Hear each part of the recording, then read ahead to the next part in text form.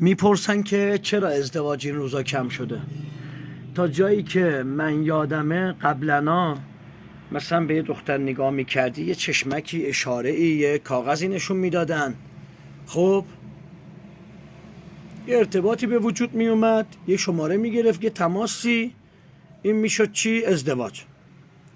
خب الان به دختره نگاه میکنی یا چپ چپ نگاه میکنه یا سرشو میندازه پایین اصلا نگاه نمیکنه. خب هر روزم میان اینجا واسه بخت و اقبال و اینجور چیزا. قدیما میگفتن دختر با 1000 نفر آشنا میشه با یه نفر ازدواج میکنه. الان برعکسه، دختره منتظره یکی با بنز بیاد سراغش. بابا اونی که بنز داره سراغ تو نمیاد دختر خوب.